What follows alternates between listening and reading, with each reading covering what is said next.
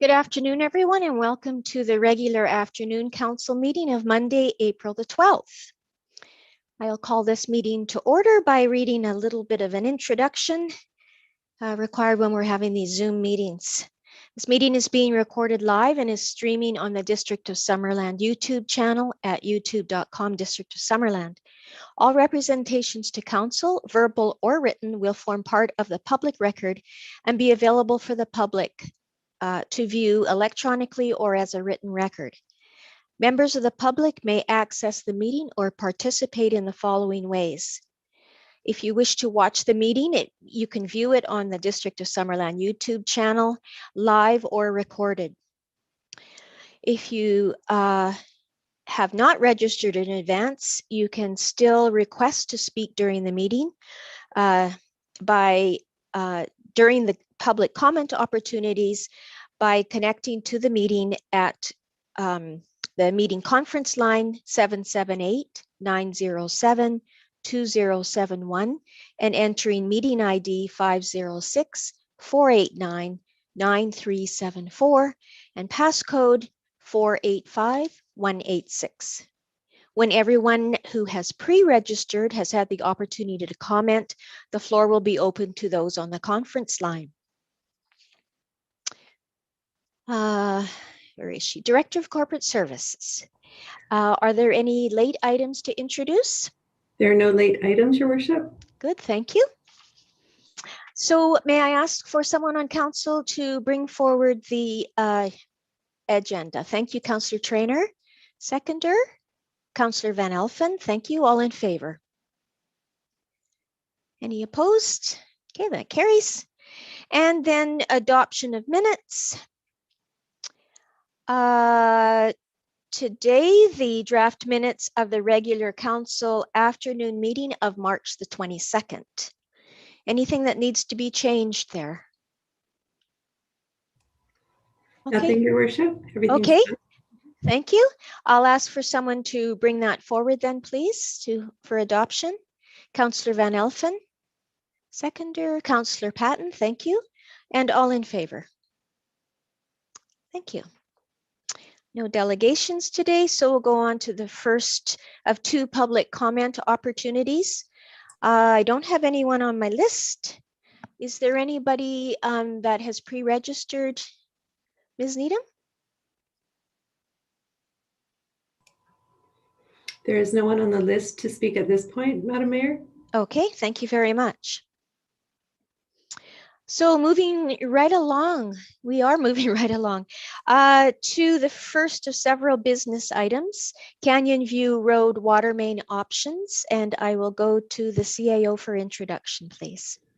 Thank you, Madam Mayor. So further to the recent receipt of council by the latest monitoring results on the site, we are now coming forward with options for the water main near the perpetual slide area. So I will turn it over to Chris momentarily so he can discuss the options in detail. But in short, it's our recommendation that we replace the pipe at the existing location with a flexible pipe, and also that the flexible pipe be laid down in such a way as to provide significant ability for future movement on the location should there be any movement on that location in the future. And as mentioned in the previous council discussion on this issue, staff is still also exploring the option of paying for satellite monitoring of the overall area to determine if there is movement in the broader area. That work is still underway, but in a future meeting, we'll be able to come back to council and report on the costs and feasibility associated with that option. So with that, I'll turn it over to Chris to speak to this item in greater detail. Thank you, Madam Mayor. I'm just going to share my screen here and just run through a quick presentation. So first off, just a quick summary of the options that we looked at. So this shows in red, option one, which was replacing the existing water main along Canyon View Road, Paradise Road, McGee Street, and Mountain Avenue with a flexible HDPE pipe. And option two in blue is the realignment option. So looking at a new alignment through private properties from Simpson Road to Mountain Avenue, and then along Mountain Avenue to the south to tie in the existing properties there. This option should also include the section on Shirk Street to connect those properties, but it will abandon the existing water mains on Canyon View Road, Paradise Road, and McGee Street. So option one, looking at replacing about a kilometer of water main with HDPE pipe, which is the most suitable option for sections of and locations where there are unstable soils, as there are here in this area. HDPE pipe has pipe sections that are welded, which reduces the risk of separation of pipe joints, which is seen currently on the AC main that exists in that location. The HDPE pipe is very durable and flexible, which allows it to withstand some level of movement or settlement over time. However, there may be a point where the tension in the HDPE pipe from long-term continuous movement may cause failure, which would likely occur at a hard connection with a fitting and not at a welded pipe joint. And with this, then there would be repairs that would be required at that time. So with that, staff is looking at installing a line break valve just outside of the area where we are noticing significant settlement, which would automatically isolate the water main should a significant break occur due to an unexpected movement that is much larger than settlement that we've seen in the past, but that is still a potential risk that it may occur in this area. Chris, Chris, just to check, we're still on option one, right? Correct. Okay. Could you change the sorry. side? Good, thank you. Thank you. Also want to look at options of installing tracer wire along the HDPE pipe, which would allow staff to monitor and survey the top of the pipe elevation to see if there is significant movement, if we do notice settlement on the surface. If there is significant movement within that pipe that is noticed, that area could be exposed. The pipe could then be raised, backfilled, and resurfaced, provided the tension in that pipe isn't significant. So the benefits of this option are that there's no land acquisition or ALC approval that would be required to obtain a right-of-way or alignment through those private properties, and the overall capital cost is lower. So option two, this would be installing a new water main along that alignment that was discussed along the north side of those properties between Simpson Road and Mountain Avenue. The total length of water main would be about 1.4 kilometers, so a longer length of pipe is needed to go along that new alignment. The right-of-way could serve as a future emergency access or egress to and from this area if any significant slide occurred and access to this area was restricted. And the major benefit obviously is moving the water infrastructure out of the perpetual slide area, eliminating risk from any future settlement that may occur. There are, though, a number of challenges with option two with the realignment. Obtaining a 6-meter right-of-way as a minimum through several landowners would come at a cost and maybe a time-consuming process. Access to a short section of this main along this area may be difficult due to the topography that exists there. However, that's not uncommon in many other areas within the district where we have infrastructure that's running down slopes or in challenging areas. And we may not need to see any maintenance of this main for upwards of 80 to 100 years, assuming that there's no movement in that area as well, similar to what we see currently on Canyon View Road. There are also a number of mature trees along these property lines where we'd be looking to realign this pipe that would have to be removed, or the alignment would have to deviate around them. The land would be subject to ALC approval and requirements, and we may be required to have a professional agrologist involved to obtain professional recommendations regarding moving or replacement of topsoil before and after construction. And there would be extensive work required on a few of the private properties to connect the houses to the new main, which would be significantly further away from the houses than it currently is now. And there would be some level of work to actually physically then connect that new service to the house coming in from a different location on their property. So the overall cost of this option is higher. The road improvements that were assumed for options 1 and 2 were similar. It would be looking at a full reconstruction of Canyon View Road, McGee Street, Paradise Road to be an 8.6 meter wide road, which would include 2 shared lanes for vehicles and bike users and pedestrians. of 4.3 meters in width for each lane. Well, this is in alignment with the cycling master plan identified this area as in need of a secondary bicycle route. There was a sort of an option 2B that was looked at, which I'll go over in the cost section, which looked at removing the reconstruction costs from option 2 because we're not doing any physical work on the water infrastructure in the roadways.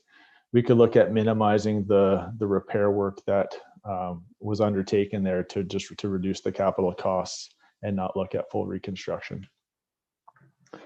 So overall, this table just summarizes the pros and cons that were discussed. And as noted, we looked at a second option or a 2B option in the realignment that included no road reconstruction. So when looking at the cost comparison between these, option 1, full replacement with HDPE pipe in the existing road right-of-way, approximately $1.36 million. That includes a 30% contingency. And this option would not have any land acquisition or connection fees on private property. 2A, which would be the realignment option, including the full reconstruction of Canyon View, Paradise, and McGee Street, is $2.1 million. And the option 2B that I discussed, eliminating that road reconstruction and just looking at minimal repairs on the existing roadways, would be about $1.46 million. So to summarize, staff recommends that we proceed with option 1, water main replacement for the Canyon View Road water main upgrade projects, which would include replacing the existing water main with HDPE pipe. The risk of pipe failure is mitigated with this flexible pipe. There's a lower capital cost for this option, and it would be least disruptive to the private properties in the area. So with that, I will turn it back to council if there's any questions.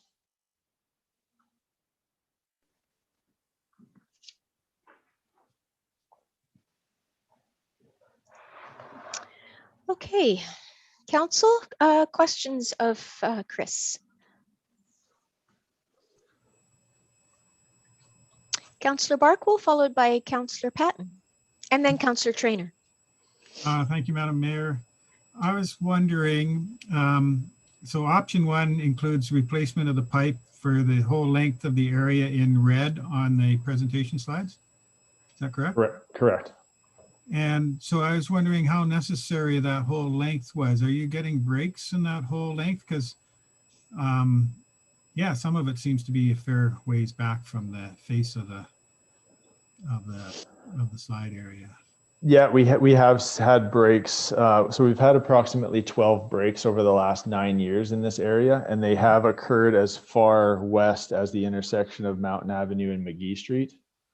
And obviously through Paradise and Canyon View Road, there have been a number of others. So yeah, we have seen breaks basically through this whole section. The remaining section on Mountain Avenue, I believe the existing diameter is 4-inch. So we'd be looking to upsize that to the current minimum standard of 6-inch, which is why that section was replaced. And there's a hydrant at that north end of that dead end main as well.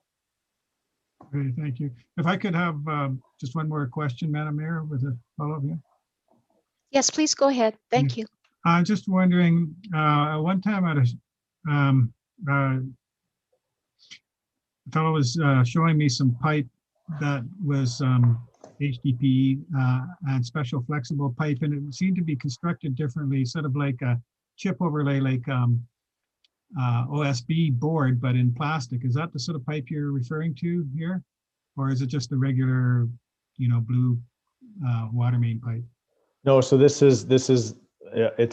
like a black HDPE pipe. It is. So it's basically like it's best to describe like a large hose of some sort, where the sections are actually fused and butt welded with a joint with a welding seam all the way around, and not the traditional blue brute PVC pipe that we use in most areas. Okay, so it's even more flexible than anything, because they said this one was maybe 10% more flexible. And so that didn't seem like a big improvement. This is something better than that, I guess. Yeah, in discussions we've had with our consultant and pipe manufacturers, the 600 millimeters or 2 feet of settlement that we have seen in this section of roadway over time, because it's also occurs over a distance of between 60 to 90 meters in length, that settlement. It's expected that this pipe would perform very well in that type of a settlement that was seen to date. If there was a significant movement and differential over a short period of time, then the tension on this pipe would obviously be higher, and there may be risk of failure. But usually what happens is it creates tension along the whole length, and your next weakest point is is the actual connection, say, to a valve that's upstream from where the settlement may be occurring, and it'll actually pull on that pipe and cause tension, and that's where you'll see the dislocation. The pipe itself will maintain its integrity. Thank you. Graham, would you like to Yeah. jump in here? If I may, thank you, Madam Mayor, and through to Councillor Barkwill. Part of the design plan for the flexible pipe too would we kind of lay it on the ground horizontally, but almost like a snake, because it has that flexibility. So putting that curvatures along the horizontal axis should also allow some greater ability for that, even in the midsection, if there is movement, to allow that pipe to have that movement before there would be any kind of breakage. So in addition to sort of the standard ability for that pipe to take a lateral force, we're going to lay it down in such a way as to hopefully build in some of that additional resiliency. All right, thank you for that, because my concern was one's a permanent fix and the other one, I wasn't so sure about how permanent it would be. Good. Thank you. On to Councillor Patton. Thank you, Madam Mayor. If I may, to our Director of Works, is there enough right-of-way, Chris, road right-of-way to go to a 8.6 minimum road width to include 2 bike lanes right at presently? Yes, there is. And just to clarify, that 8.6 meter total width doesn't include actual marked bike lanes. It's 2 4.3 meter shared travel lanes. So it would just be a wider surface that would just have a center yellow line and no delineating white lines on the shoulder. The existing roadway along Canyon View is approximately 8.5 meters already. Paradise Road and McGee Street are narrower and get down to widths of about 7 meters. But there is enough right of way for that additional widening. Excellent. Thank you so much. Yeah. Councillor Traynor. Yeah, sorry, I didn't have a question. I was just adjusting my glasses. Sorry, my apologies. Other councillors have questions? Okay, I have I guess one comment, but then a question that is related to that. With option 1 in the tracer wire, you told us that you're going to be exploring the options for including that. Do you have an estimated cost of what that would be? I'm not sure if the tracer wire like runs the whole length or any of that. Yes, Madam Mayor, it would run the full length. The additional capital cost wouldn't be that significant. Our only concerns with this option would be the accuracy of measuring that any movement at depth. So we would just want to verify that it was going to serve the purpose intended for before we went and installed it on top. Excellent, thank you. That's the only question I had. Councillor Carlson. Thank you, Madam Mayor. Just about the actual roadway itself. So if there is continual movement and the pipe is fine, what about the roadway? You know, what if we see those same big slumps in the roadway? Is there a way to ensure that those get dealt with right away, or that they don't become so bad we have to reconstruct the whole road? I'm wondering, I know in the Arctic, when they built all these new roads and the permafrost is melting and they start to see the roads crumble. I'm just wondering if engineering has started solving some of those problems. Thank you, Councillor Carlson. I guess with this area, if there is continual movement and settlement at the subsurface, it becomes difficult because you'll just continue to lose material at that subsurface level, and the material on top will have to settle somewhere. So it would be a matter of you would still have those ongoing maintenance costs and operational costs going forward. And I guess we typically would look at just building on top of that settlement as it occurred, but then that's just going to continue to put more stress and more load on the pipe. So we would have to be cognizant at what point do we expose the pipe and look at lifting it per se back to close to its original design elevation and backfilling it so that those stresses are relieved before we built the road. So I guess since over the last, looking at the operational history within the work staff, 10, 15 years back, there was significant movement one year about 8 to 10 years ago where we've seen approximately a foot of settlement on that road. And we've seen over time about 2 feet of settlement. So it would just be part of our ongoing operational program to address those minor issues as they occur. But at some point, we're going to need to know how much the pipe itself has moved to ensure that we get in there when needed to address those issues and those stresses that are added. So because it's in the slide area and this road is in the slide area and it will continue to be to service the golf course and other properties, those are going to be ongoing issues that are, until we maybe can fully understand what's going on with the slide area itself, are going to be difficult to mitigate. Thank you, Chris. Very helpful. So regardless of what happens, we need to fix this road. So we might as well put a pipe in it. That's what I'm hearing. Councillor Van Elfen. Thank you, Madam Mayor. Question through to our Director of Utilities.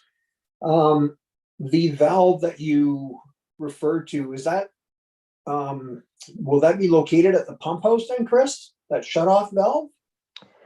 No, it would be located closer to the slide area itself. And the issue, there is still some operational concerns with that, is if the irrigators in the area, including the golf course, increase the demand and the flow through that pipe significantly over a short period of time, they could trigger it.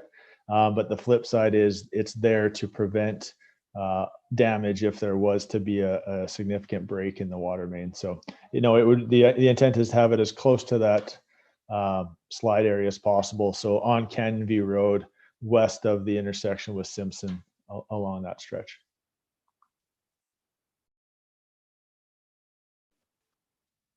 Okay. Any other questions?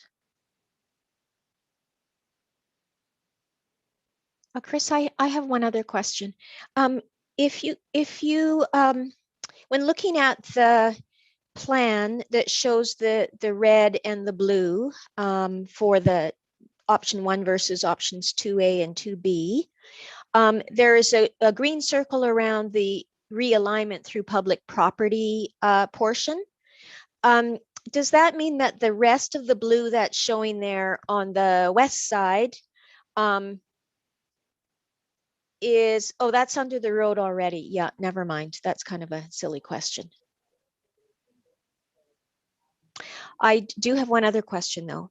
I just wanted to confirm that the numbers that you gave us, because it doesn't make sense to do this now anyways, do not include, if we were looking at either of option 2A and 2B, don't include the extra costs for land acquisition or reconnecting the homes, correct?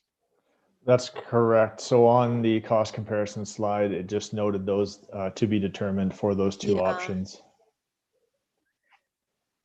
Do you know how significant that would be? I guess it's hard to say when you're talking about land acquisition, isn't it? Yeah, it's a bit of a question mark, but just to note that those two include it and option 1 does not. Yes. Yeah. Great. Okay, thank you. Councillor Van Elfen. Thank you, Madam Mayor. May I bring the resolution forward? Or a resolution forward? Yes, please, if there are no other questions.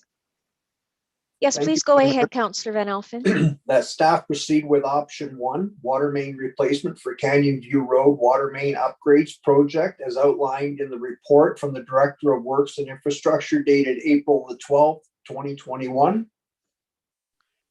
Thank you. Seconder? Councillor Patton? Okay, further discussion on this? I'll call the question. All in favor? Any opposed? Carries unanimously. Thank you. On to 7.2, compost promotion update. And again, I'll turn this over to Graham Stadt, our CIO, to introduce. Thank you, Your Worship. So further to questions raised by Councillor Van Elfen in the last closed section of council, we're bringing back an update on the efforts of the staff approach to service the community with Class 8 compost from our landfill. And in short, opportunities for the public do exist for the purchasing of compost at the landfill, including on some Saturdays, and we do advertise these opportunities in various ways. Candace will outline in a moment here some of our approaches, but I also just wanted to highlight for council one element of the report, that the current cost to provide compost sales at the landfill site on a Saturday equate to about $725. So subject to budget consideration, if there is a desire of council to see more of those Saturdays, we certainly have the operational capability to do so. And I just want to flag that for council's consideration. And with that, I'll turn it over to Candace. Yes, thank you, Madam Mayor. We at the landfill and the district, in an effort to provide opportunities to the community to have access to the organic products that are available at the landfill and to help increase sales and work towards meeting the compost removal requirements, have implemented different programs to inform the community of the availability and how to access our organics products. And when we say organics products, we're talking about our biosolids compost, our wood chips, our top dressing, which is a combination of biosolids compost and sand, and then also some green compost that we have created. And so we do this through many different forms. It's available Monday through Friday when our operator is there for loading into a truck, or residents and users can come up to the landfill with their own buckets and shovels and load it themselves. And then we also advertise the compost and its benefits and how to apply it through different methods, such as our newsletters in the spring and fall, through Facebook posts, through community boards, including the one down in Trout Creek. We also do it through sandwich boards downtown when we're having a compost loading event on a Saturday.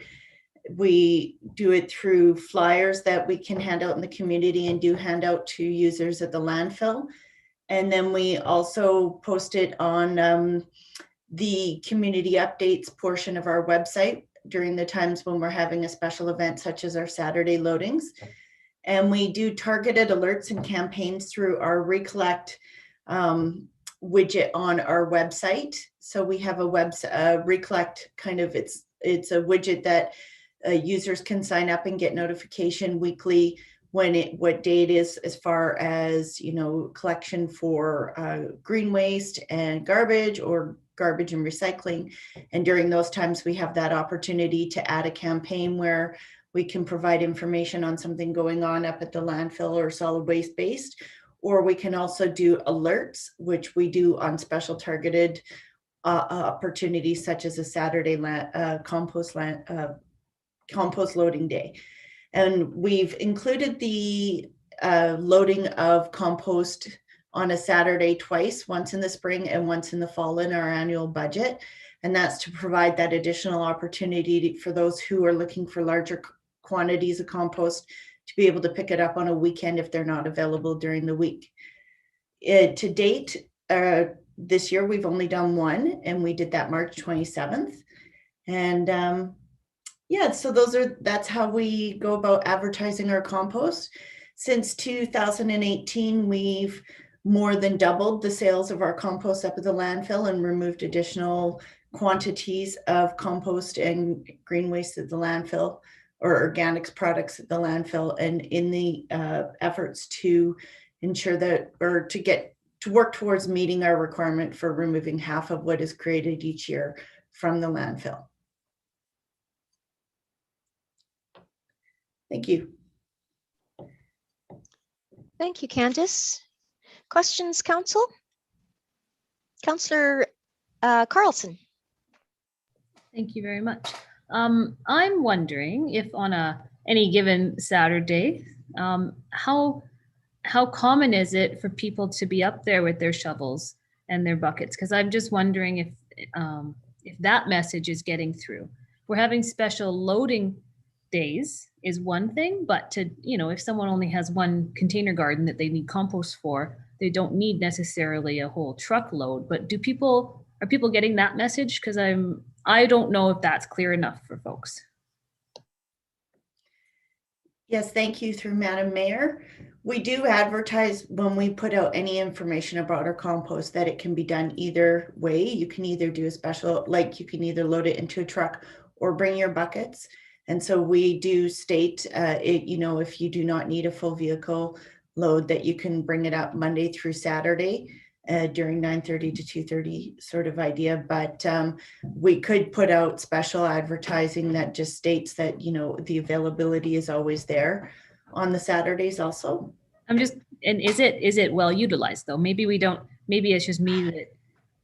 It's utilized about the same as it is every other weekday on a Saturday event, like on Saturdays. Yeah, we do. Know there's compost and they only want a small amount. They know that they can go on Saturday and get. Yes. What they would. Okay, thank you. Councillor Trainer. And my question is for Candice. Candice, did you guys get a good turnout on March 27th? Like, was there a good uptake on that? And if so, do you think that there should be another day in April or in May or June? Yes, thank you through Madam Mayor. This Saturday, we chose the Saturday date because the weather had started warming and it was the weekend right before the long weekend, thinking this would be a really good opportunity and we would get a lot of uptake. It must have been a little bit early in the season because we didn't get that big of an uptake as usual. Last year, when we did a spring event, we did it in April. We did it April 11th, and we had just shy of 30 metric tons sold that day. This year, we only had just over 15 metric tons on our March 27th date, so it might have been a wiser idea to wait until later in the year. As this is a new program, this is only our third event. We're always typically looking for the warmer days, and then we hit it. That's what we did last year. As soon as the weather had warmed up, we posted that we were going to do a Saturday event. But this year, even though the weather had warmed up, we didn't get as much uptake as we did last year. Graham. Thank you, Your Worship, and through to Councillor Trainer. So just to augment what our manager of environmental services is saying there, I actually think there could be value in doing another Saturday this spring for the reasons outlined. So we are, testing the community interest at various times of the season. And obviously this year, maybe a bit too early. So I think it'd be good to do one more event. It's not a huge cost, but certainly adds some customer service for those who missed the opportunity, or perhaps it was too early for them.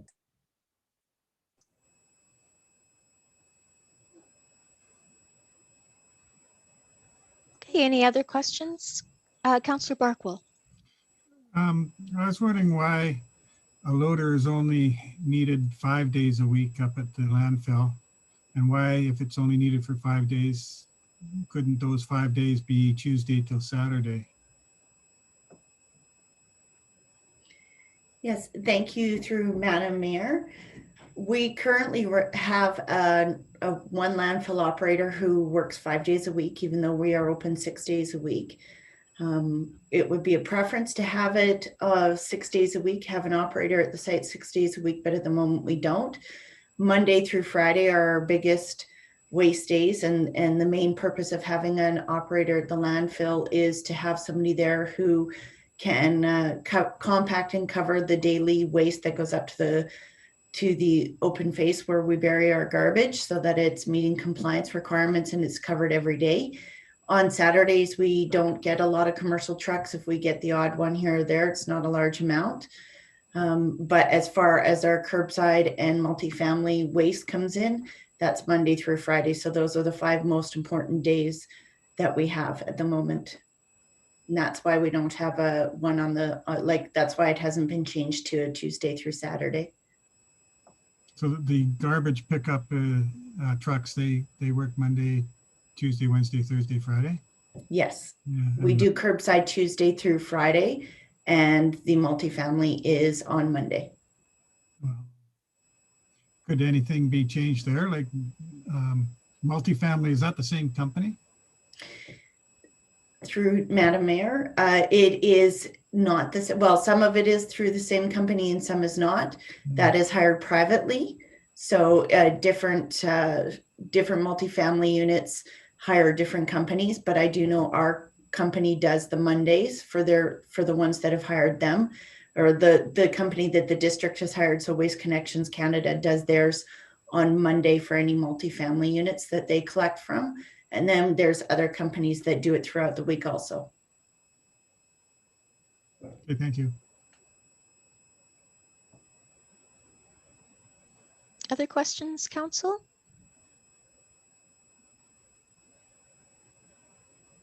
Okay, could I ask someone to bring forward the resolution, please, that we receive this for information? Thank you, Councillor Trainer. Seconder? Councillor Holmes? Any further discussion? All in favor? And any opposed? Okay, that carries. Thank you. On to 7.3, UBCM Strengthening Communities Services Grant at the Sadie Building. And I will pass this over to Brad. I just wanted council to know that there are 3 people from the Summerland Food Bank and Resource Center here. They're here so that we can ask them questions as well if required. Okay, please go ahead, Mr. Delavitt. Thank you, Madam Mayor. So I'm before you today to present the consideration of a submission of a grant to the UBCM, so that's the Union of British Columbia Municipalities, COVID-19 Restart Funding Grant titled Strengthening Community Services Program, and specifically for the consideration of pursuing renovations for the former Sadie building, which is the former youth club that was located out of this building at 9117 Prairie Valley Road, to allow for temporary transitional housing, and that will help in existing community efforts that are currently underway by the Summerland Food Bank and Resource Center to provide support services to the homeless community within our community. So the Strengthen Community Services Grant Program has a number of intended outcomes of its grant funding program, including, I'll read them out aloud for council's benefit: improving the health and safety of unsheltered homeless people living in public or private spaces, including the reduced risk of potential COVID-19 or other disease transmission. Reduce community concerns about the public health and safety in neighborhoods where unsheltered homeless populations are seeking temporary shelter. Improve coordination among eligible applicants and health and social service providers, Indigenous organizations, and others working on housing, homelessness, and service provision. Increase capacity of eligible applicants to work with the homeless persons and Indigenous organizations towards culturally safe and trauma-informed responses to homelessness. So attachment number 1 of my report provides the detailed application guidelines for the consideration of a submission. Only local governments and Treaty First Nations are eligible to apply. A funding guideline has been developed by UBCM to apportion the grant funding to all local governments in BC. And the district falls within the population bracket of 5,000 to 40,000 people, which allows us to be able to apply for a maximum of $450,000. And then finally, as well, the application deadline is April 16th, 2021. So that's only 4 days away. So time is of the essence in considering an application. So eligible activities for this grant program include the creation of a new temporary shelter space within existing buildings or land, such as a civic center or a church or existing motel rooms. including minor renovations that are required to create these temporary shelter spaces and improvements, as well as the provision of temporary income rental services to the homelessness community, such as providing food and water, providing bathroom, shower, and laundry facilities, cleaning and waste management, security, and as well as providing outreach teams to the homeless community. However, council should note that ineligible activities include architectural or other design drawings, any major capital improvements to existing facilities, and also any new long-term permanent capital investments, including the purchase of lands and buildings, is excluded from the grant criteria. So with this grant opportunity, we forwarded actually to the Summerland Food Bank and Resource Center, who are here with us today, to discuss the potential opportunity for the District of Summerland to apply. Following initial discussions with CFBRC, I'll just use that as an acronym for the food bank, they reminded staff of their interest in considering the former Sadie building as a temporary transitional housing facility in previous letters of correspondence that they provided to Mayor and Council. Attachments 2, 3, and 4 of my report show those letters of correspondence, including a new one that's dated March 31st to indicate the current interest of the food bank to provide the Sadie building as a potential opportunity for temporary transitional housing. And then also further to this, they've also provided a draft conceptual floor plan that breaks out different areas of the former Sadie building into a dormitory style area for individual males, as well as a separate family area with 2 multi-unit areas for families that would include bathrooms access to both of those family units. With regards to the Sadie building specifically, in December of 2019, the district's building official completed an inspection of the building and noticed a number of concerns with the current state of the building, that there was staining on the ceiling indicative of roof leaks, that there are non-functioning roof gutters on the south side of the building, that the exterior grade, the south face of the building, slopes toward the building significantly and has potentially created a lot of drainage and undermined the foundation of the south side of the building with regards to that drainage being directed towards the building. As well, insect activity was noted. The presence of ants usually indicates that there's wet wood within the walls. And then due to all of these factors, the building official indicated that prior to any decisions on moving forward with a potential upgrade or renovations to this building, that there should be an invasive inspection to open up the walls and the ceilings and the ceiling to determine the state of the current structure and determine what additional, if any, scope for renovation is required before we can allow occupancy. And that invasive inspection has not yet been completed. So that's something to consider. And as a result of that inspection, the district's committee of whole meeting on January 16, 2020, the district included an amount of $80,000 in their the 5-year capital plan for this building to either demolish the Sadie building, which was an option, or to renovate the Sadie building. So that's still within our 5-year capital plan, is to proceed with either action, either demolition or a renovation for the building.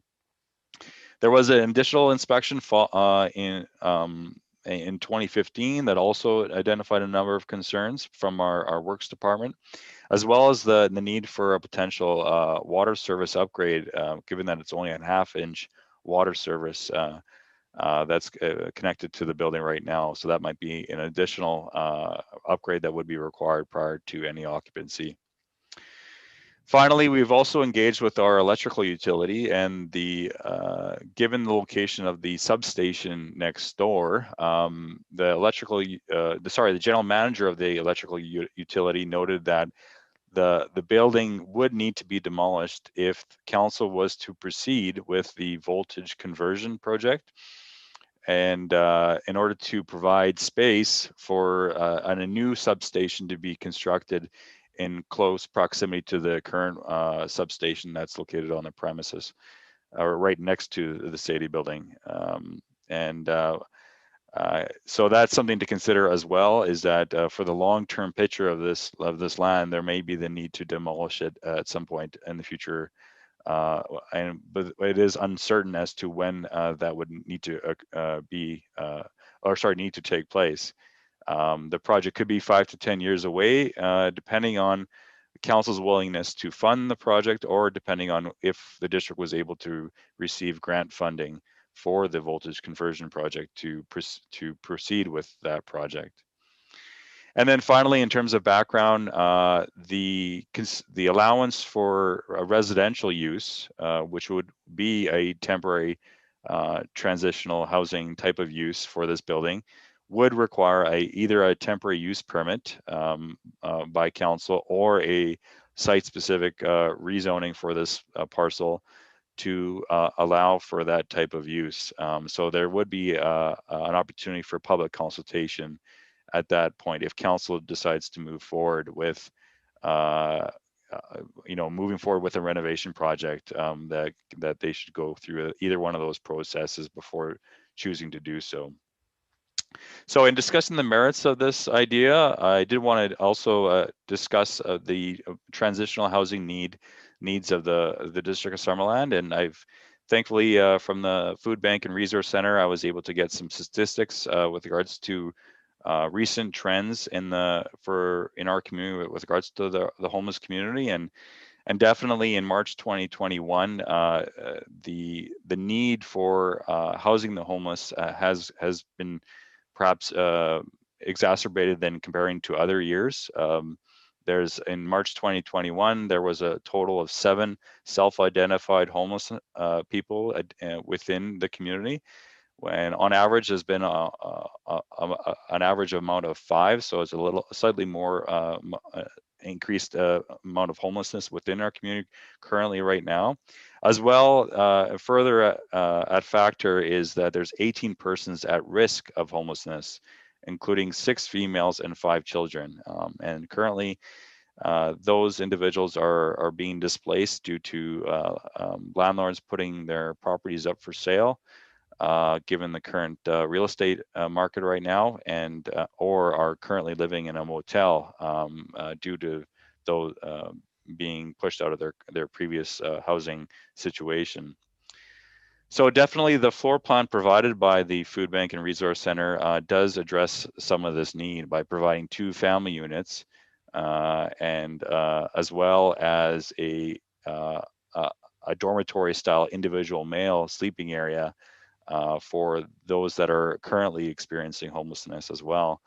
And the idea from the food bank is that this would be only flexible temporary housing arrangements, but not long-term housing solutions for these people, providing an opportunity for people to be temporarily housed until they found a long-term housing solution in a different location. And hence that's the transitional name that's been sought for this type of project.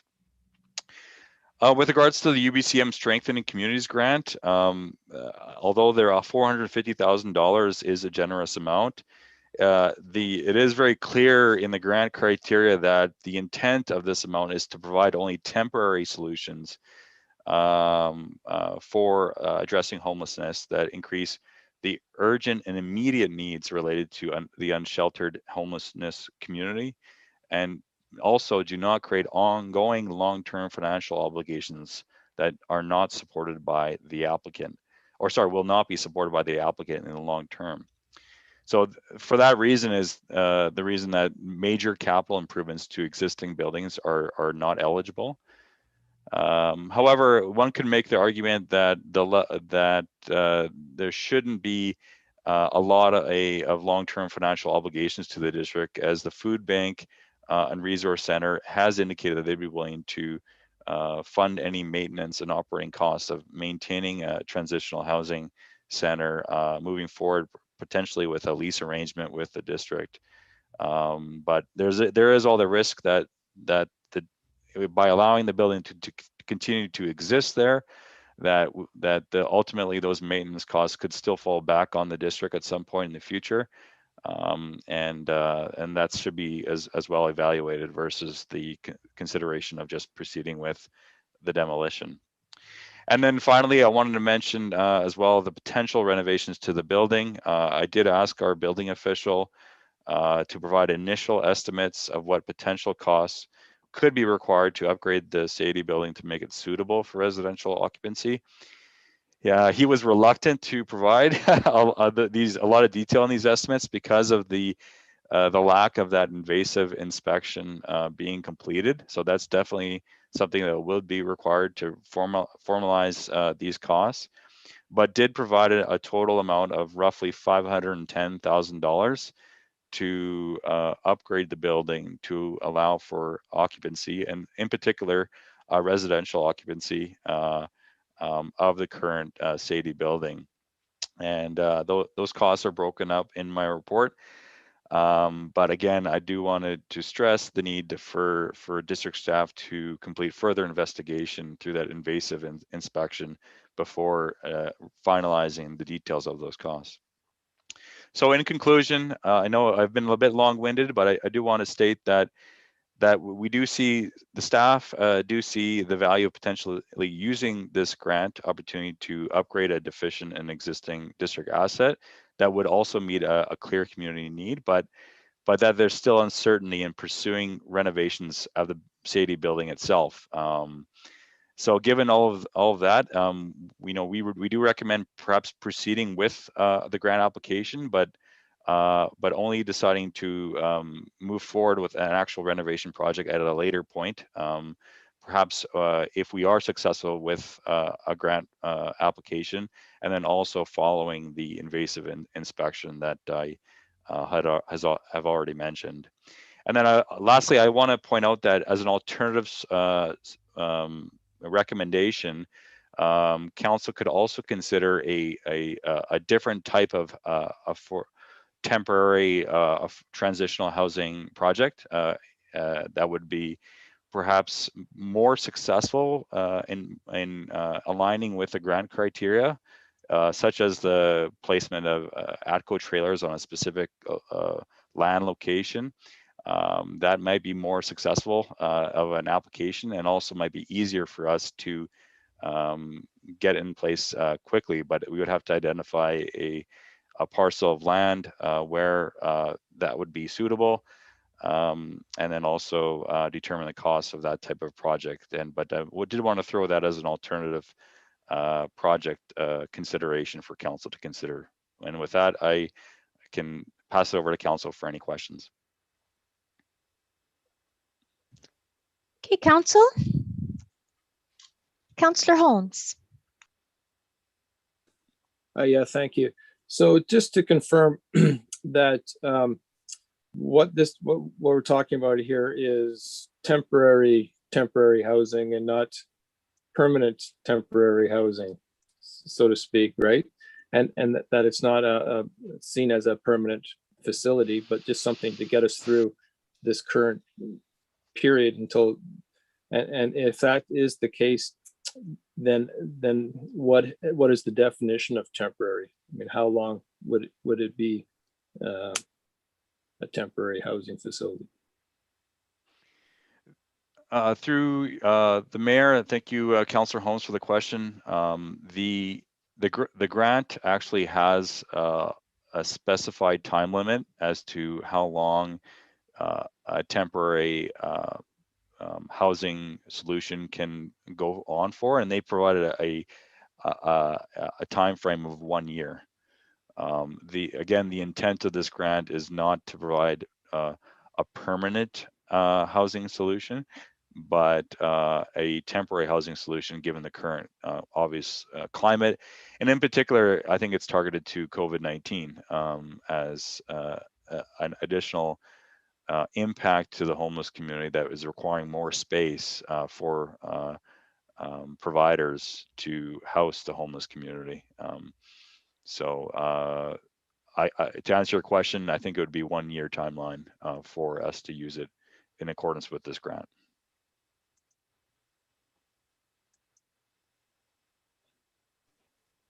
Councillor Van Elfen. Thank you, Madam Mayor. So, but theoretically, once the renovations are done, this will be a transitional housing option for the community forever, correct? I think that could be something council could discuss with the Summerland Food Bank and Resource Center. I think that definitely from their perspective, and they are on the line if council has any questions to them, that they would like to perhaps continue the use of this facility into the long term, as long as we were able to provide it to them.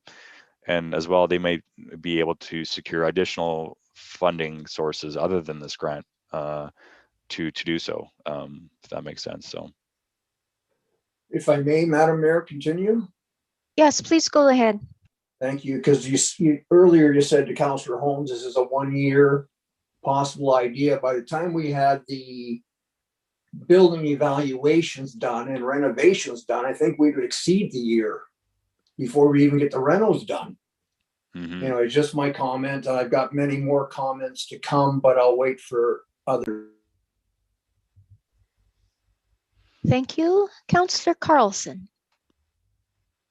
Thank you, Madam Mayor. I have a question that's perhaps more suited to the Resource Center folks. I'm wondering, when it comes to all the supports that are required surrounding running a transition type housing, what kind of supports do we have in Summerland right now that would allow people to transition from something like this to their own permanent housing or onwards to the next thing? I'm thinking things in terms of counseling, mental health supports, addiction services, meetings, things like that potentially would go along with something like this. So where are those services in this town, and are they available every day to the people who would be staying at something like this?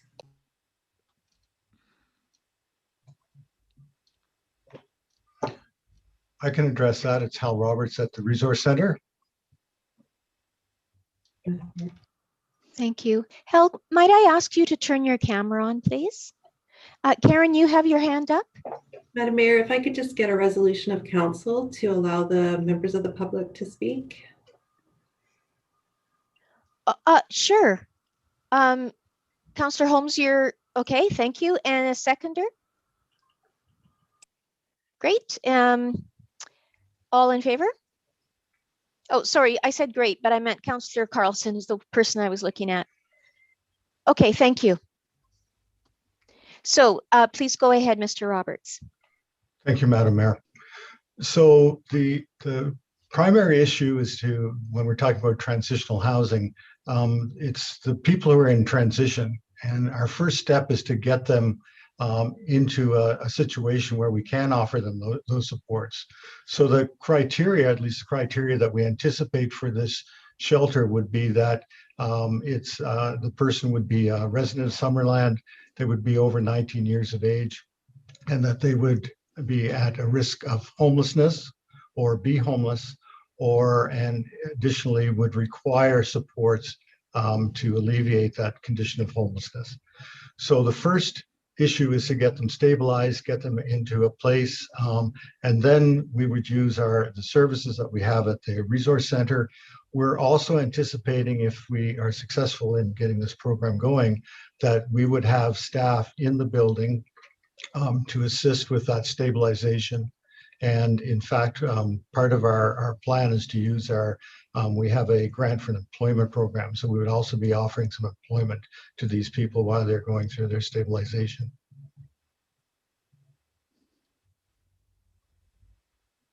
Thank you. If I could just ask a question while we still have your attention, Hal, related to what Councillor Carlson asked. When you say staffing that would be on site, is there the possibility that there would be 24/7 staffing on the site? That is one of the concerns that we've been hearing from the general public.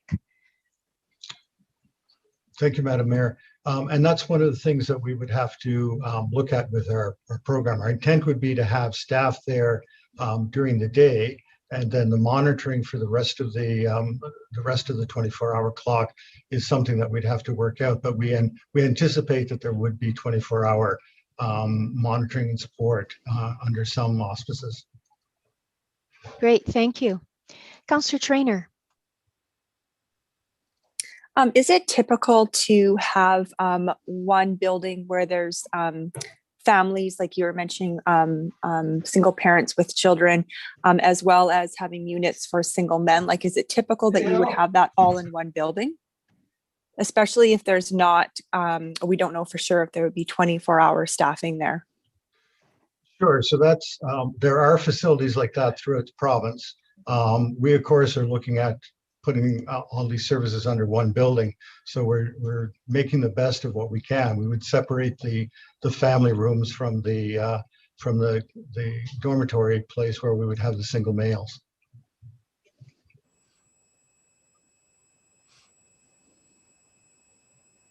I'm going to jump in here related to the question that Councillor Traynor just asked. By the separation, do you mean other than through the office, according to your plan, other than through the office, there is no access between the two segments? Is that what you're saying? That's our plan, yes. So the office would be the barrier in the center of the building. Yes, great, thank you.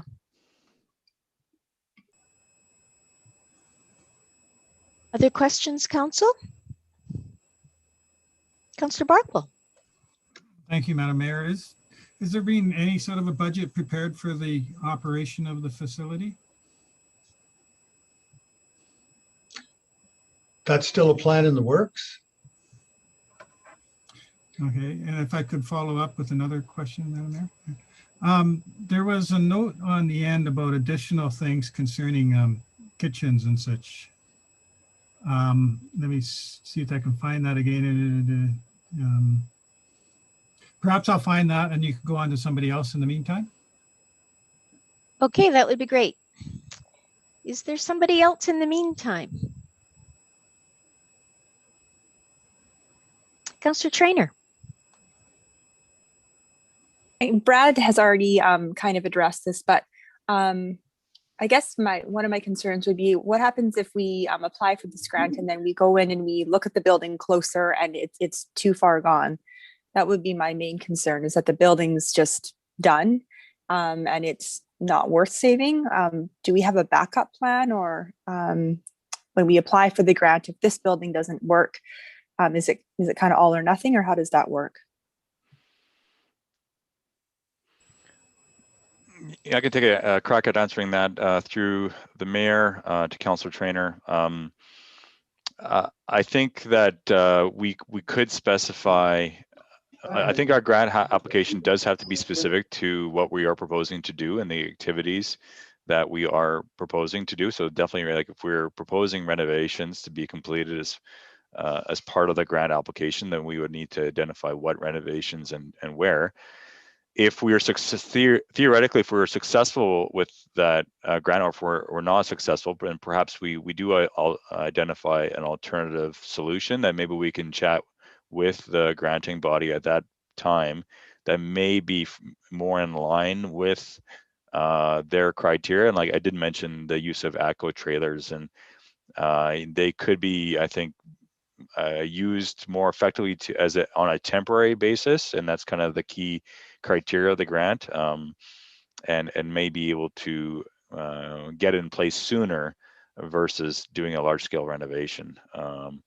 But again, that would be we would need to identify a suitable location for something like that, as well as have the Summerland Food Bank and Resource Center investigate it from their operational side to determine if that's something that they want to pursue. But that could be a plan B.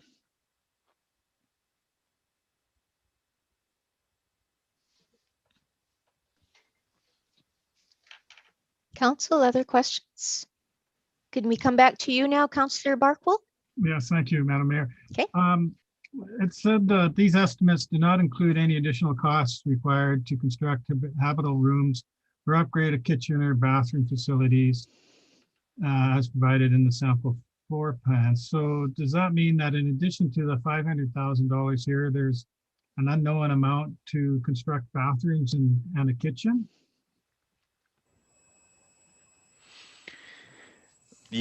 Through the mayor to Councilor Barkwell, yeah, that's correct. Right now, like we have a limited amount of detail as to what the total cost will be for the proposed floor plan and renovation that's proposed by Summerland Food Bank and Resource Center, and that's because we haven't had a lot of time to actually investigate further as to what will be required in terms of renovations to develop that floor plan.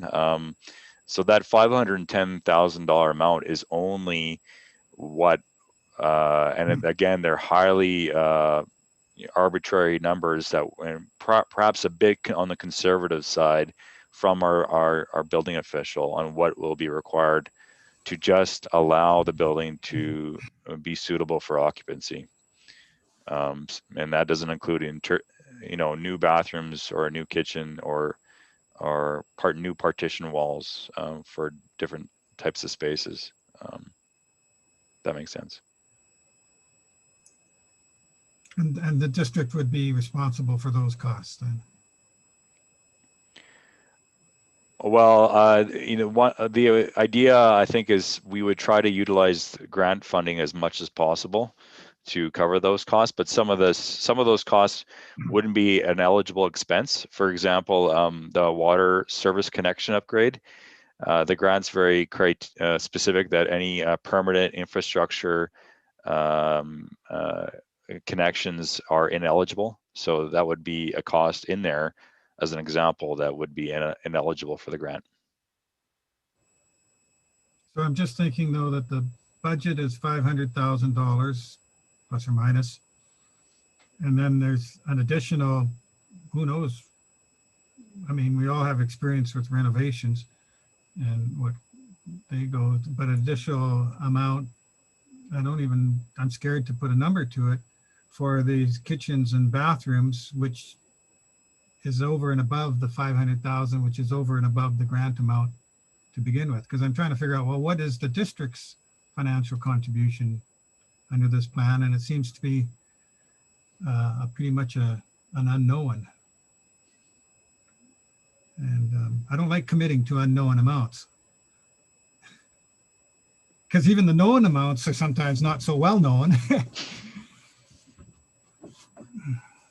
I think maybe Graham has something to add to this.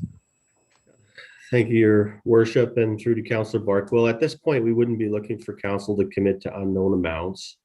And I think as our Director of Development Services indicated earlier, there's the 80,000 that was in the budget associated with demolition or renovation that could be utilized for those ineligible amounts should the grant come through. But I think at this point, as sort of has been mentioned, this would just be whether or not council wants to move forward with the grant amount application. And in fact, there is probability that grant application is not successful because it could be considered that these renovations are in fact too major for the grant criteria. The other thing that may happen is we could be successful in the grant, but in the meantime, we learn more about the building, and it might turn out that in fact it becomes unfeasible based on the costs that are presented by our further investigation of the building, and we could turn that grant money back, right, Brad? So we aren't obliged to receive the grant money if we are successful. So that we're still very much in the early stages. Unfortunately, the time is not our friend on this, given the grant application deadline is April 16th, or we would have tried to do a greater deal of due diligence prior to coming to council with the possibility of its application for this grant money. Okay, Councillor Van Elfen, and then back to Councillor Holmes. Thank you, Madam Mayor. That's my feelings exactly. Like, I feel that unfortunately we haven't had the opportunity as a council. We've never discussed this in our strategic priority sessions about transitional housing. You know, we got this on our agenda on Wednesday, and today's Monday, and you know, we're expected to make a major decision, you know, on this situation on transitional housing. We haven't had a council conversation. We haven't had a community conversation. You know, I roughly counted, I think we have 9 religious organizations in our community with large buildings and large lots and declining congregations. We haven't engaged them. We have service groups with Kiwanis Village, Legion Village. We haven't had any conversations with them. The last conversation we had on that Sadie building was quite extensive. And I think after a long debate around the council table, it was agreed upon that the building should be demolished. And, you know, here we are today. I'm quite puzzled. You know, I was also told that our electrical utility was using the building for storage, which makes sense. But to invest, to even contemplate investing this kind of money in a building that may get tore down in a 5 to 10 year period, you know, to expand our electrical utility absolutely baffles me. You know, I'm not against transitional housing, but I definitely would like to have a conversation, and I don't like to be these short timelines on these grant applications. You know, Okay, I'm just going to interrupt you for a moment here, Councillor Van Elfen. Thank you. Thank you for allowing me to do that. You're right, but given what is before us and the short timeline, it's not like we're making the decision now. And, you know, certainly there will be the opportunity for the public to have a voice in this as well. We're not making the decision today about having transitional housing there. What the decision is today is whether or not we would like the Director of Development Services and his team to proceed with putting in a grant application. We've heard from Mr. Dolovitt that, you know, given that this may be considered a major renovation, we won't even qualify. We won't meet the criteria that has been set out by UBCM. So, you know, while I understand, and certainly we've all been getting correspondence and phone calls about concerns in the public, and I certainly understand those concerns. I think it might be a little premature because this might not ever happen. It's just a possibility to apply for this funding, which is not, you know, it's not small potatoes. And then we can continue the conversation from there if we actually get the grant money. Councillor Patton, I'll go to you after Councillor Holmes. Yes, thank you, Madam Mayor. While we might be making a decision on whether we want to apply for a grant for temporary solution, it certainly feels like this is a decision about a proposal for a long-term solution. And that raises many valid questions, I think, in the community. There's a saying that planning is best done in advance, and we haven't done, and that planning hasn't really happened. I really think we have a responsibility to hear from the community. And there needs to, as Councillor Van Elsen said, there needs to be a community conversation. I don't know who's supposed to lead that conversation. I don't know if it's our role. It's not in our strategic plans. Personally, I think it's a conversation the province ought to be leading. But you know, it feels like a bigger decision than just applying for a grant, and we might, and whether we get it or not, we don't really know, and we'll decide at the time. So that bothers me, that kind of decision making. So I really struggle with this at this time. Councillor Holmes, just in response to that, if we do get the grant, and if it is feasible for us to even look at this project any further, there will still need to be, I believe, rezoning of that property. Could you tell us again what the zoning is currently? Yeah, that's correct, your mayor. It is currently institutional. Yeah, that's what I thought. Okay. It doesn't allow for residential uses except for certain complementary residential uses to an institutional use, like a school. But it wouldn't include temporary transitional housing as an allowable use right now. So either rezoning by amendment would be required, or a temporary use permit to be issued by the district. And if it's a temporary use, so the zoning, we know what the zoning includes in terms of the public hearing. If it's a temporary use permit, is there still the, you know, a good opportunity for the public to comment on that? That's correct. We actually adopted new procedures in November for temporary use permits that would actually follow a fairly similar approach to our new procedures for a zoning bylaw amendment, which would also require a public information meeting with the community for any temporary use permits prior to it going forward to council for consideration. Would require mail outs to adjacent landowners up to a 60-meter radius, and then also posting those meetings within the newspaper for, I think, 2 to 3 weeks prior to it coming forward to council for a decision. The only difference is that for a temporary use permit, council can approve it through resolution versus a bylaw amendment, which would require a public hearing and 3 readings. Okay, and while we're talking about temporary use permits, what's the term of a temporary use permit? Is it just the single year?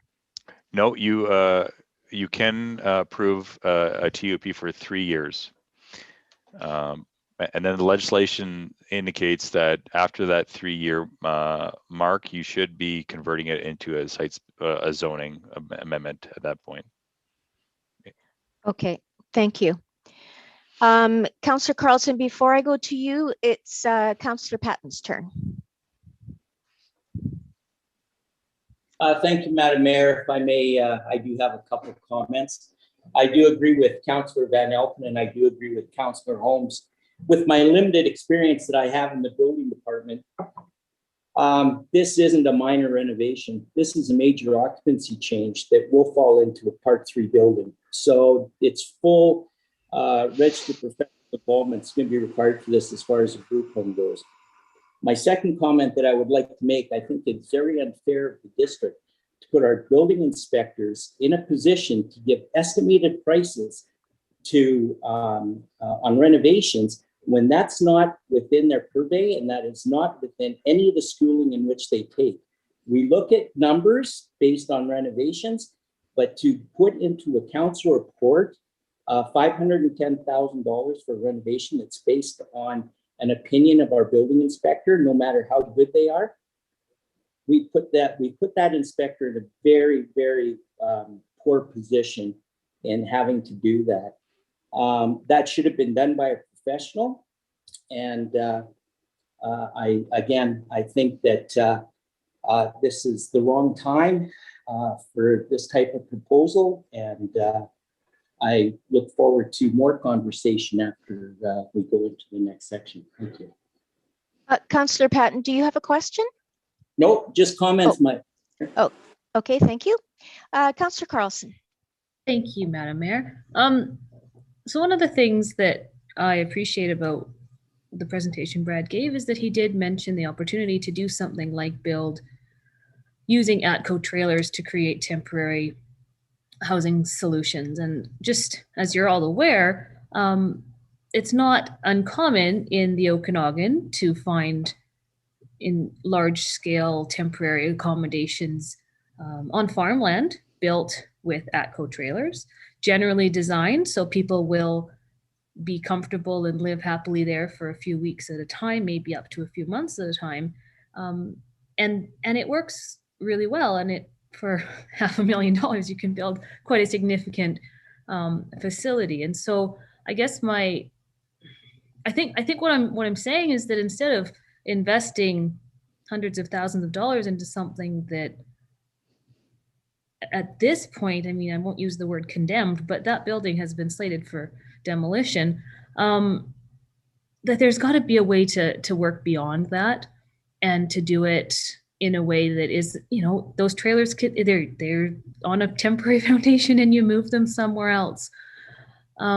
So I guess my question is, have the properties at Dunn Street had their demolition completed yet? That's where the district has originally not called affordable housing, but that's where we did have at one point in time some rental housing for our citizens. And I'm wondering if we might want to have a bigger conversation about creating an opportunity there with the support of the Resource Center and perhaps UBCM. Thank you, Councillor Carlson. I see that, Chris, you've put your camera on. Did you want to speak to whether or not the demolition has been done at Dunn Street? Yes, thank you, Madam Mayor. Yeah, the demolition of those two houses has not proceeded yet. I was just I believe it's in the capital plan for this year, but has not been undertaken or moved forward yet in 2021. Thank you. And I don't put that out there just to suggest that we should create a transition housing situation in Trout Creek, but I do think that if there are families that are at risk of leaving this town, maybe that is something we can talk about. Where can you put a family when they need something short-term, temporary, and in order to move on to the next thing, make a plan so that moving on to the next thing isn't so stressful for them. Thank you, Councillor Carlson. Brad, did you have anything to add to that? No, I think that I think there are a lot of options that the district could consider. I think that we just put forward the request from the Summerland Food Bank and Resource Center because given their previous interests, so in the Sadie building specifically, but if council has other ideas for where a potential grant application could be considered to meet our temporary transitional housing needs for the homeless community. I think that's it's very good ideas to consider, and we can explore those other options hopefully in a short time frame. Okay, so thank you, Brad. I guess I'll ask the question, with April the 16th fast approaching, which is this Friday, we would need to have further discussion amongst council. I'll get to you in just a second, Councillor Carlson. Further discussion amongst council, certainly before that. Just throwing that out there. I will go to you now, Councillor Carlson. Thank you. I think it's important also that if we are going to have a conversation about creating opportunities in this town for what we're currently calling transitional housing, it has to be something that is within the means of what is currently and can be provided well by our resource center and by our current services and amenities.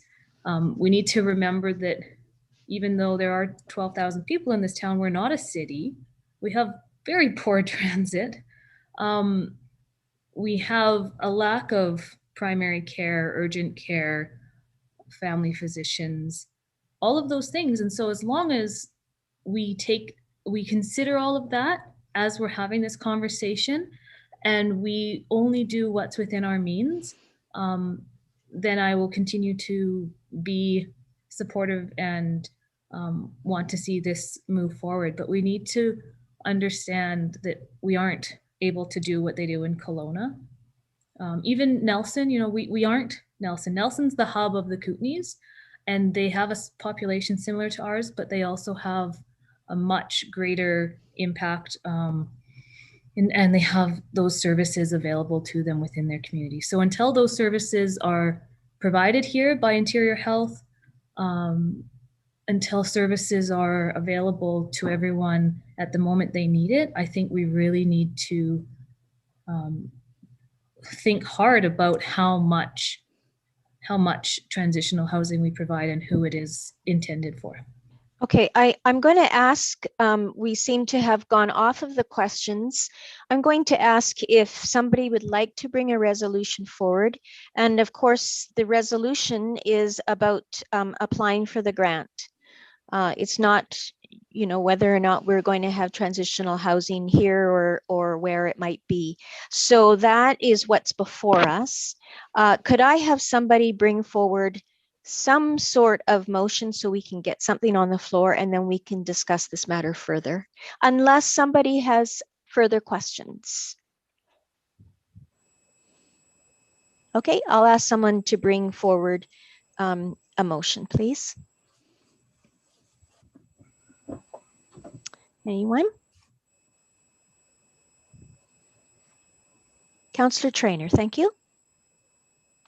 I'm not exactly sure how to word this, but I'm getting the feeling from the rest of council that we're uncomfortable with this specific motion and the application to apply for money for the Sadie building. So my resolution, I guess, or my motion would be to not apply for this grant. So I don't know if that needs to stand by itself. I mean, maybe we could have a discussion after about an alternate location or something like that. I mean, we have such a tight timeline for this coming Friday. It seems like a lot to come up with, but for just in this moment that I'm going to make the motion that we don't apply for funding for this particular location. Okay. Maybe Karen can wordsmith that for me. Yes, Karen, I was going to go to you. Absolutely, Madam Mayor. So I think just as Councillor Traynor has said, we could say that council directs staff not to submit an application to the 2021 UBC Strengthening Community Service Grant Program to complete renovations of the former Sadie building located at 9117 Prairie Valley Road to accommodate temporary transitional housing. So just inserting the word not submit. Can I just add to that quickly?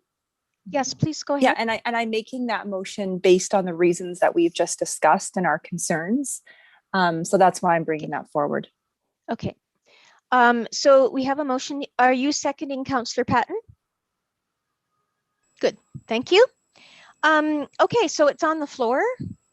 And Councillor Traynor just said for the reasons that we've heard from council. Is there any further discussion? Councillor Carlson. I think it's important to reiterate that if there's a way to continue to support the families and the folks who need a place to be and a place to live, I think that council is supportive of that. And I know the Resource Center is working with these people very hard and very diligently. And I also know that the province, they're making historical investments right now, right? So I think it's just a matter of making sure this is done right. And we need to talk about it and make sure that it's done right for the citizens of Summerland. And I think that's going to be a very interesting and valuable conversation to start having right now. Good, thank you, Councillor Carlson. Councillor Van Alphen and then Councillor Holmes. Thank you. Thank you, Madam Mayor. I appreciate Councillor Traynor's motion. I think it's a really valuable discussion that needs to be had. And I think we need to, engage the community in this conversation and our religious organizations and different, potential players in this major decision. We have, like I say, we have one religious institution that was looking at putting in housing, and that hasn't gone forward at this point in time. They may be interested in some type of a situation like this, but again, it would take the conversation. And if I could, just in the motion that it says the UBCM Strengthen Community Service Grant Program to complete renovations, I think it should say start renovations. I don't think we've started anything. So it's not, maybe it's just minor words, but complete, I don't think we've ever started any renovations. Thank you, Madam Mayor. Or perhaps just to renovate the former.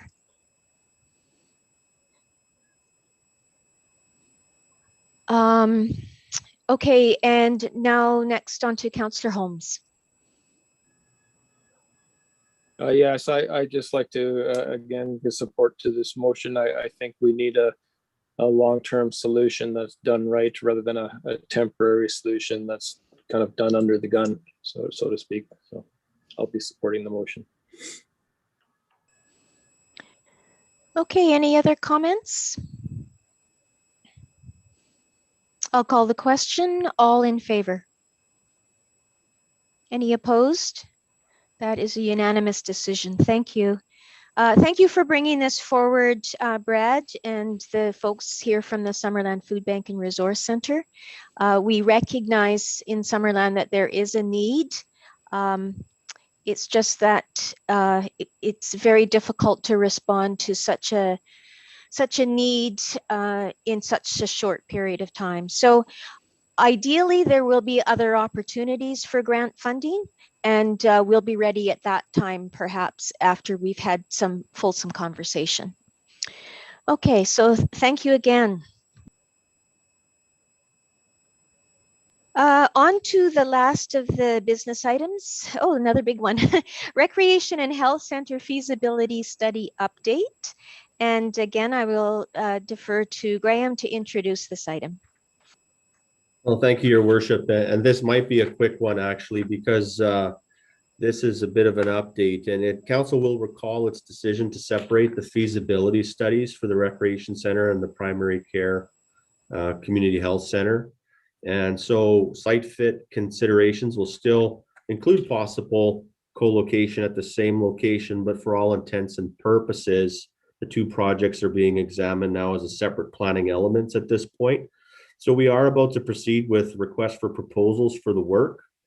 And so we just want to provide Council with the scope of work portions of those postings for information, which is in the Council's package before we go out with those RFPs. And so just a bit of a short information update on that. I don't know, Lori, if you had anything further you wanted to add, and we can certainly take any questions at that point. Thank you, Graham. Yeah, just add that we don't typically take procurement details back to Council. We thought this would be a good idea to ensure that our objectives and our scope of work align with Council's understanding prior to posting the RFP. So we've included that, and Graham and I are here to answer any questions that Council may have before we proceed. Thanks. Thank you, Lori. And I appreciate this, Graham, in bringing this back to Council. Council, do you have questions? You've had some time anyways to read the draft scope of works for both of those. Draft scopes of work, I mean. Is there anything in either one of those that you'd like to get some questions answered on, or if there's anything missing? Clarification. Councillor Carlson. I just have a question about the terminology used in recalling the primary care facility, a community health center. Is people going to become confused with what we currently have, which is a health center, and I believe it's a community health center, it used to be a hospital, or am I wrong in the words? I don't want people to think we're replacing the old hospital building and what services are there.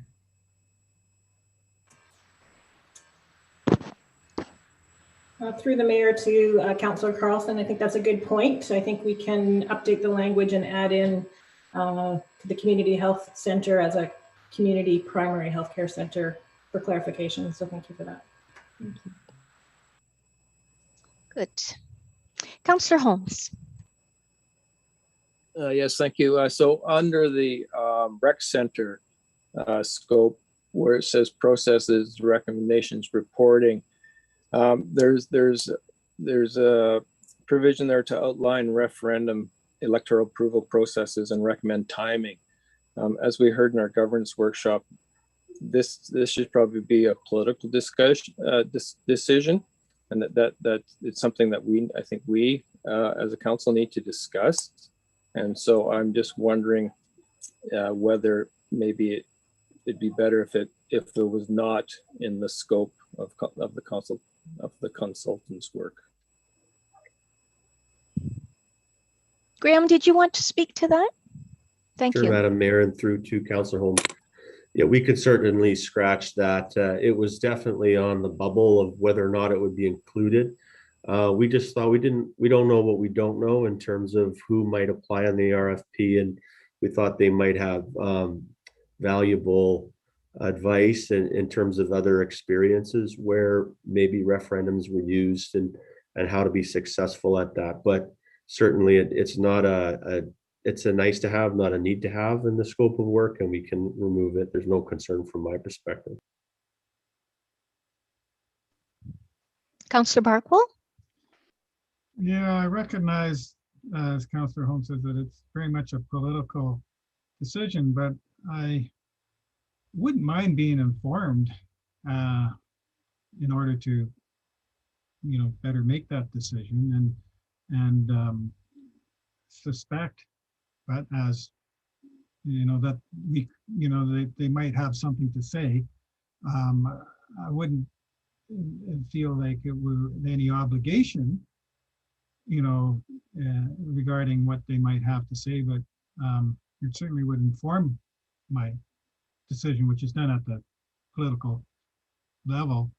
So I guess I'm, in the end, recognizing what Councillor Holmes says and what our CEO says. I would like to hear something about that aspect of it, and think that the consultant could provide some of that. So I would leave it in, I guess, is the bottom line. I'm with you on this one, Councillor Barkwell, although perhaps the wording instead of outline a referendum electoral approval process could be more like provide input on the referendum electoral approval process.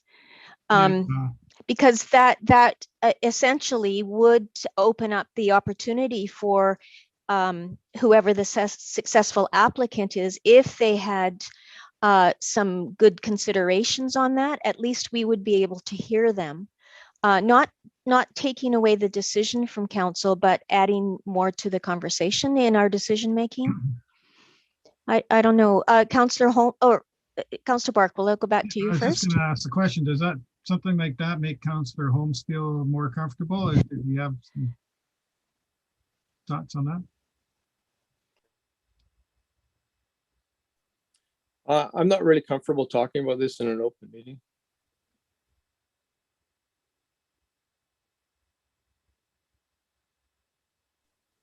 I'm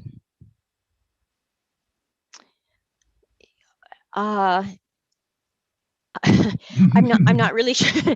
I'm not really sure. We've got some differences of thoughts here on whether that should stay in the RFP or go out. I'm going to look to you for some guidance, Graham. Thank you, Madam Mayor. I think we should just drop it if there's any trepidation at all. Certainly, it's primarily a political dialogue that needs to take place there. And there's nothing preventing us from receiving advice in that, if should we solicit that at a later time from whoever is the successful proponent. So I think for the sake of finalizing the document, as I indicated earlier, I have no concern with scratching that. Okay, thank you. Thank you, Graham. Is there anyone else that would like changes or something that you would have expected to see in there that's not? It looks to me like it's pretty comprehensive, but Okay, so I see no hands raised. So with that one exception, Lori, well, it doesn't really matter because we're just receiving this for information, but you have that noted. Could I have someone bring forward the recommendation, please? Or an alternative? Thank you, Councillor Trainer. Can I ask a quick question? Just to confirm, Graham, will you be removing bullet point 5, I guess, underneath the objectives? Is that correct? Thank you, Councillor Trainer. Just checking before I say yes to that. Yes. Okay. So the last objective then is that's what you'll be pulling out? Okay. I will bring, oh. Sorry, if I could just ask, are you looking at the recreation center? Because I see that as bullet, the third bullet. Looking at the recreation center objectives, which is the 5th bullet under objectives. Oh, sorry, I'm looking under processes. So maybe it should be removed under processes as well then? Yeah, we'll do a search and destroy of any of the related terms. Okay, good. Okay, thank you very much. Okay, so that answers your question then? Yeah, Okay. I'm sorry, I can't see the, my computer's not loading the exact wording, but I'll bring forward the motion or to receive for information with Great, that change. Good, thank you. Yep. Lori? Just a quick point of clarification. I'm assuming that's for both the health center and the rec center RFPs that we'll be removing that. Thank you. Yes, thank you. Seconder. Councillor Holmes, thank you. And any further discussion on this? I'll call the question. All in favor? Any opposed? Great. So we'll get those RFPs out. That's great. Okay. We're now on to 8.1 Southern Interior Bylaw, Bylaw Notice Dispute Adjudication Registry Agreement and Bylaw Notice Enforcement Bylaw Amendments. And are you doing this, Karen? Yes, I'm going to introduce Dallas Klaus, who is here with me today.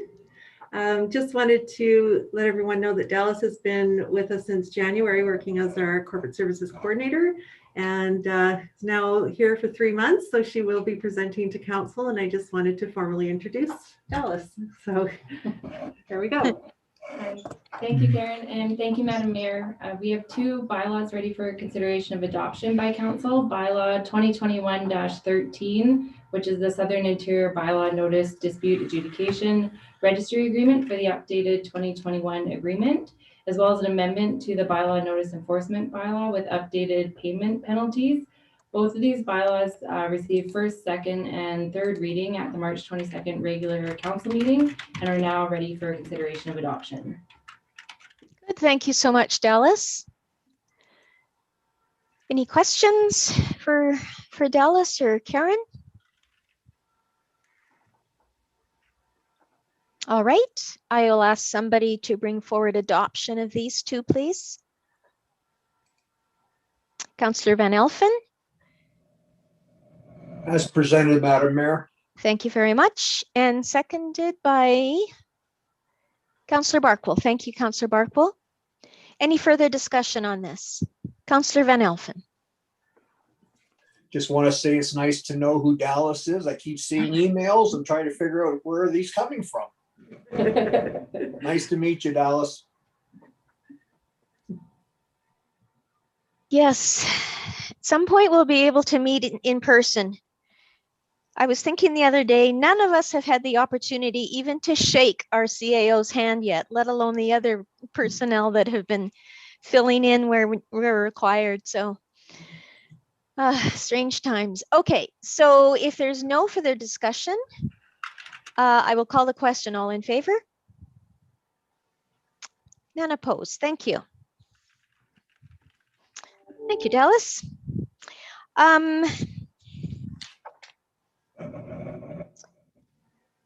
I don't know. Do we have anyone on the line? There is no one on the line, Madam Mayor, or registered. Okay. So we are on to a resolution to close the meeting to the public.